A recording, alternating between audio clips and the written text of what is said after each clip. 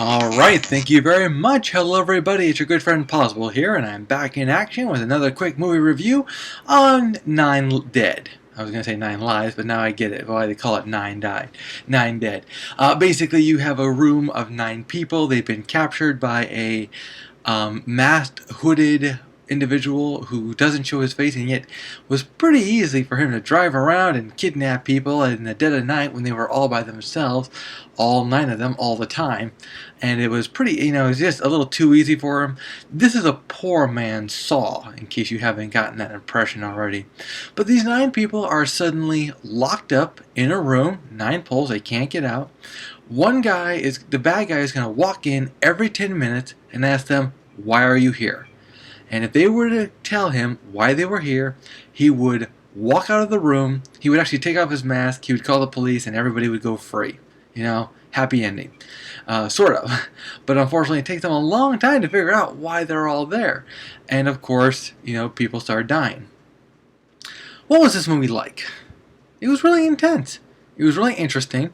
You would expect something like this to get really annoying real soon, where people are just, trying to go through their past sins, trying to figure out why they're there.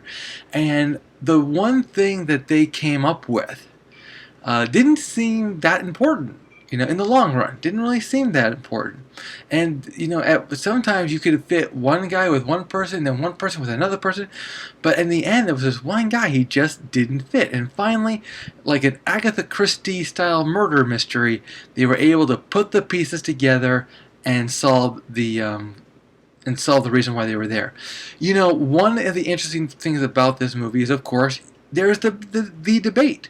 Who really didn't belong, ultimately? You understood why this person was there. This person was more directly responsible. This person had no responsibility whatsoever.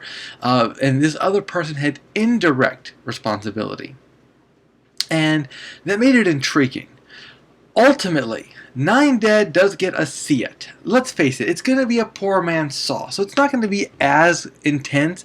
It's got some really boring moments, got some dull moments, got some stupid moments where it's like, really? Do we really got a flashback to 2 minutes ago?